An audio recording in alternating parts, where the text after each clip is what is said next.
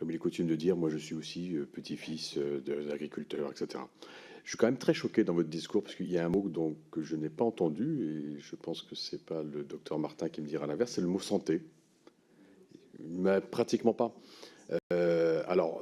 Je comprends très bien la problématique du monde agricole. Je comprends très très bien effectivement cette nécessité à terme d'arriver à une qualité de production et surtout à un coût de production qui puisse permettre à nos agriculteurs de vivre. Mais on a en face quand même une problématique santé qui est majeure. Vous parlez de génétique, ça tombe bien, je suis généticien. Je sais ce que c'est qu'un VGM, un végétal génétiquement modifié, mais je suis aussi généticien. Je m'intéresse aux problèmes de reproduction, par exemple. Et donc la santé, je n'attends pas que la santé, bien sûr, du consommateur que je suis, mais aussi la santé de vos agriculteurs, des agriculteurs que vous fédérez. Et il y a un moment donné, il faut vraiment mettre ça, me semble-t-il, en numéro 1 des priorités, avant toute chose. Aujourd'hui, outre le problème de santé des producteurs, outre le problème de santé des consommateurs, on a aussi, et vous le savez, un effondrement de la biodiversité absolument dramatique qui vient très très bien d'être connoté par nos collègues allemands qui font de façon très régulière sur 27 points de contrôle des études de biodiversité. Et on est dans une situation, je dirais, d'urgence. Quand vous perdez 70% en biodiversité insectes, vous savez ce que ça veut dire derrière. Ça veut dire effectivement plus de pollinisation, ça veut dire aussi une chaîne alimentaire qui s'effondre avec les oiseaux derrière, et puis en bout de chaîne, bien sûr, l'espèce humaine. Donc, je suis sensible à votre discours, mais j'aurais bien voulu que dans ce discours, on commence par ça. Parce que c'est quand même bien ça le problème. Je comprends la problématique de la pérennité de la production, je comprends plein de choses, mais il faut vraiment que le travail se fait dans ce sens-là, me semble-t-il. Monsieur Durlin. Oui, alors, bon, volontairement, j'étais, il fallait être ouvert sur l'échange et on a essayé de mettre quelques grandes lignes. L'enjeu de santé, je l'avais mis quand même dans l'introduction. Parmi les enjeux, il y a un enjeu de santé qui est important, y compris celui de l'agriculteur, qui est quand même le premier utilisateur. Pour nous, il n'y a pas d'équivoque sur ce sujet-là. Alors, je n'irai pas sur tous les terrains parce que je ne suis pas médecin, je ne suis pas docteur, donc sur des questions très techniques, j'aurais du mal de vous répondre.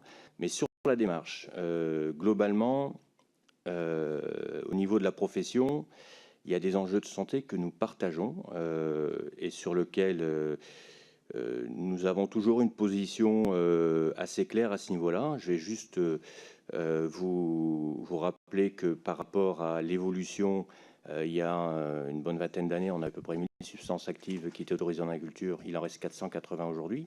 Donc il y en a quand même à peu près 60% qui ont disparu pour des problèmes de profil. Donc là-dessus, il y a un travail qui avance au fur et à mesure des connaissances que l'on a à la fois sur la physiologie, sur les produits. Et ça, la profession là-dessus a toujours n'a jamais contesté cette évolution. Je crois que au fur et à mesure qu'on a des connaissances, au fur et à mesure que l'on avance, eh ben, on essaye de trouver des solutions. Et donc pour nous, ce sujet-là, il fait partie du débat. Je vous disais donc que nous, on est également le problème de la protection des exploitants qui est important et on fait un travail au niveau de la FNSEA sur la protection on essaie de faire une promotion active sur la protection des applicateurs. On a la volonté d'avoir un échange constructif sur la question des riverains. Pour nous, c'est un sujet aussi qui est important, que l'on sait qu'on doit traiter. Mais on ne peut pas l'aborder non plus que par ce sujet-là. Je vais juste vous donner un exemple. Si on a... pour nous, le sujet, il est européen.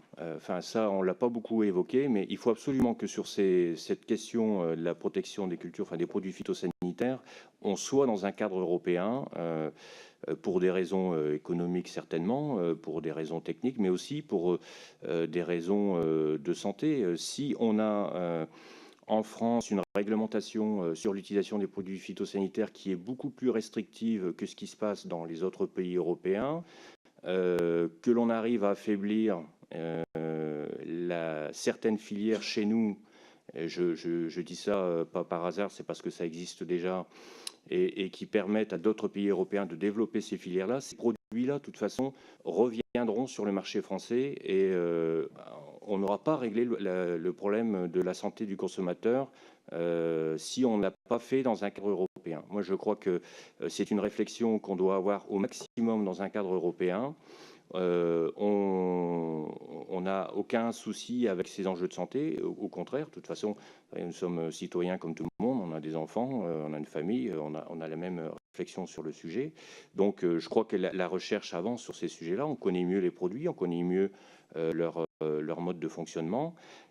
Si la réglementation européenne évolue, elle s'appliquera de la même façon et je dirais on protégera le consommateur de la même façon que ce soit le pays d'origine du produit.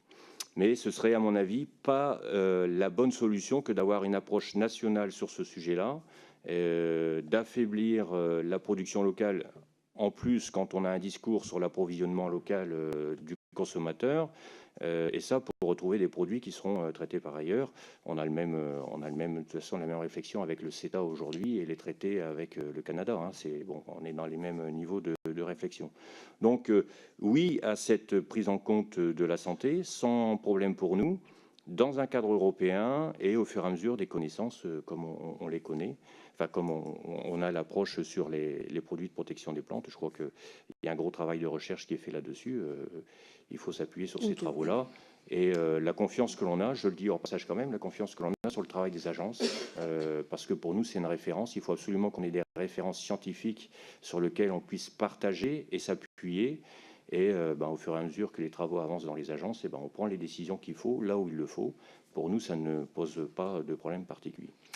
Merci, Monsieur Durlin. Effectivement, ça méritait d'être précisé.